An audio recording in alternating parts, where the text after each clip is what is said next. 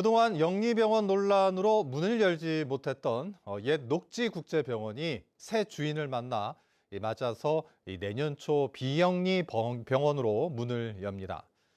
그동안 지지부진했던 제주 헬스케어타운 사업 추진에 탄력이 붙을지 주목됩니다. 송원일 기자가 보도합니다. 지난 2018년 준공된 뒤 영리병원 논란으로 문을 열지 못했던 옛 녹지국제병원. 서귀포에서 우리들 골프장을 운영하는 디아나 서울은 2021년 8월 중국 녹지그룹으로부터 병원 부지와 건물을 매입했습니다. 그리고 2년 만에 병원 설립 계획에 대한 공식 입장을 밝혔습니다. 다음 달 초 의료법인 설립 허가 서류를 제주도에 제출하고 내년 1월 비영리 병원으로 문을 열 계획입니다. 병원 운영은 외국의 VIP 의료 관광객 유치에 초점을 맞췄습니다. 유전자 검사를 통한 정밀 건강 검진을 제공하고 골프장, 리조트와 연계한 의료 관광 상품도 출시할 계획입니다.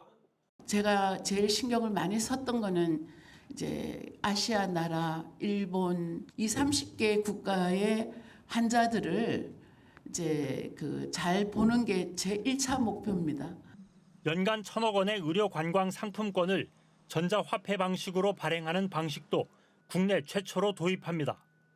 200개 병상을 갖추고 내과와 신경과, 진단검사의학과 등 7개 과목에 의사 11명과 간호사 40명 등 직원 100여 명을 채용할 계획입니다. 5년 넘게 굳게 닫혀있던 이곳에 새로운 병원이 문을 열게 되면 그동안 지지부진했던 헬스케어타운 조성 사업에도 탄력이 예상됩니다. 하지만 여전히 풀어야 할 과제가 많습니다. 사업 시행 승인을 받은 지 14년째인 지금도 부지의 49%는 투자자를 찾지 못한 상황. JDC는 민간 투자 유치 대신 자체 개발을 검토하고 있지만 속도를 내지 못하고 있습니다. 침체된 헬스케어타운 정상화를 위해서 저희 JDC에서도 직접 사업 범위 확대 등 좀 다각화된 방식으로 추진할 계획입니다. 사업 부지의 51%를 매입한 중국 녹지그룹이 약속한 시설들은 6년째 공정률 56%에서 멈춘 상황. 지난 4월 녹지그룹 총재가 제주를 찾아 2025년 2월까지 공사를 마치겠다고 약속했지만 지금까지 재투자는 이루어지지 않고 있습니다. 영리병원 논란의 종지부를 찍고 새로운 병원이 문을 열면서 헬스케어타운 조성 사업에 돌파구가 마련될지 주목됩니다. MBC 뉴스 송원일입니다. 오늘 새벽 평화로에서 차량 6대가 잇따라 부딪히는 큰 사고가 났습니다. 운전자 1명이 숨지고 7명이 크고 작은 부상을 입었습니다. 김하은 기자입니다. 어두컴컴한 새벽, 불빛이 번쩍이더니 차량 한 대가 도로 한가운데서 그대로 멈춰섭니다. 날이 밝아오자 왕복 4차로 한쪽에는 멈춰서 있는 소방차와 경찰차 여러 대가 눈에 들어옵니다. 사고가 발생한 건 오늘 새벽 5시 반쯤.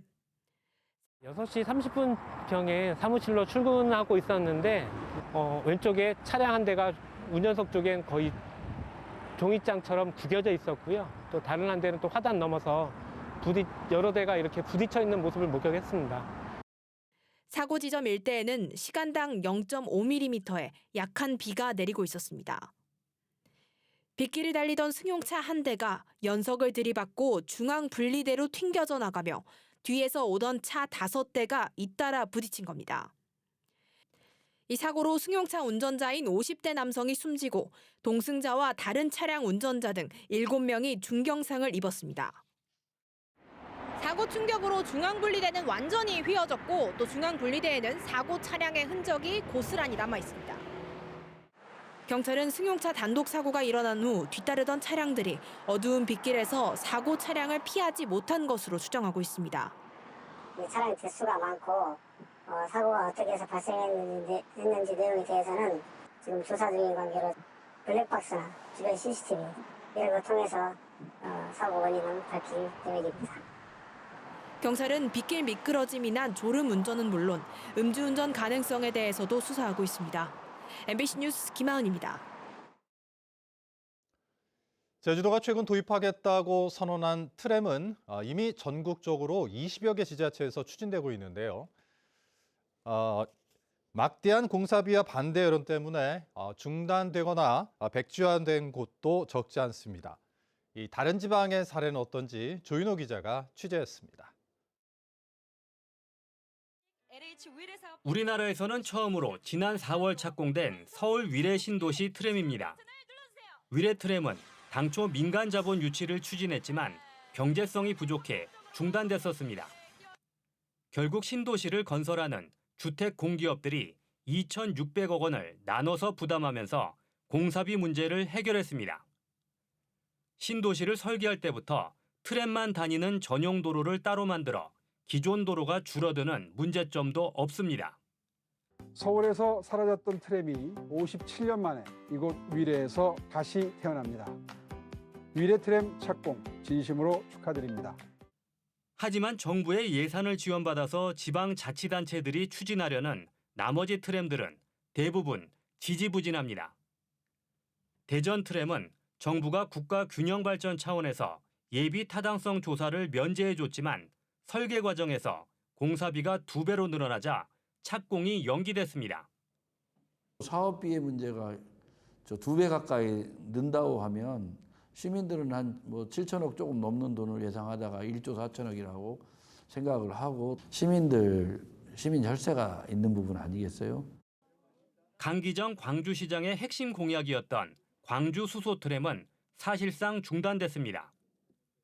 광주시의회가 공론화가 필요하다며 트램 연구 용역 예산을 삭감한 데다 시민 여론조사에서도 반대가 찬성보다 높았기 때문입니다. 타시도 트램의 장단점 추진 과정도 지켜봐야 된다. 그래서 이런 것들을 지켜보면서 확인해 가면서 속도 조절을 해나가겠다라는 말씀을 좀 드리겠습니다. 홍준표 대구시장은 당선되자마자 전임 시장이 추진했던 트램을 백지화했습니다. 트램은 대구 시내에 적절치 않는 교통수단입니다. 그거 잘못 설치하면 대구 시내 전체 교통 마비가 옵니다.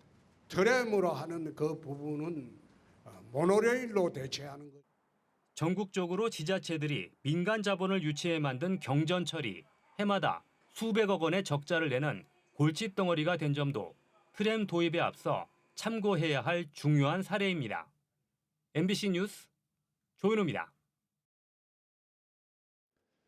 논란이 됐던 노키즈존 지정금지 조례안이 이름과 내용을 바꿔 도의회 상임위원회를 통과했습니다.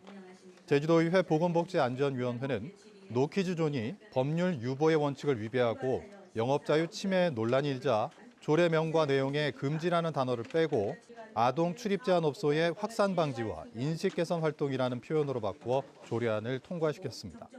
이번 조례안은 내일 열리는 임시회 본회의에서 최종 처리될 예정입니다. 한편 제주에는 현재 80여 곳의 노키즈존 업소가 영업 중인 것으로 집계됐습니다. 제주 지역 택시 기본 요금이 1,000원 인상될 것으로 보입니다. 제주도의회 환경도시위원회는 도내 택시 기본 요금을 기존 3,300원에서 4,300원으로 인상하는 내용이 담긴 의견 제시의건을 제주도에 전달했다고 밝혔습니다. 이에 따라 제주도는 오는 26일 열리는 물가대책위원회에서 인상안에 대한 적정성을 검토하게 되는데 4,300원이 통과될 경우 4년 만에 역대 가장 큰 인상률로 기록됩니다. 민주노총 드림타워 카지노 지부는 제주도의회에서 기자회견을 열고 드림타워 카지노가 업계 최고 대우 등을 홍보하며 이전 승인 허가를 받았지만 노동자들은 저임금과 장시간 노동에 허덕이고 있다고 규탄했습니다. 이들은 오영훈 제주도지사에게 면담을 요청하고 카지노 이전 허가 승인 전 협의 조건 등에 대한 전수조사를 요청하겠다고 밝혔습니다. 이에 대해 드림타워 측은 근로기준법을 준수해 카지노를 운영하고 추가 근무 수당도 정확히 지급하고 있다고 밝혔습니다.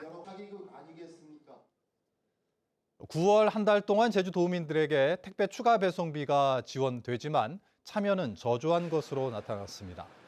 제주도에 따르면 지난 22일까지 신청한 추가 배송비 지원은 16,000여 건에 5천만 원으로 국비 지원 금액의 1.5%에 그쳤습니다.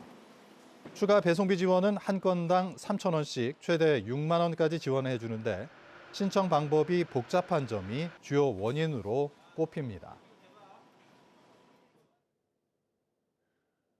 드라이브스루 매장의 교통유발부담금 부과를 확대하는 개정안이 도의회에서 제동이 걸렸습니다. 뉴스데스크 제주 마칩니다. 시청해주신 여러분 고맙습니다.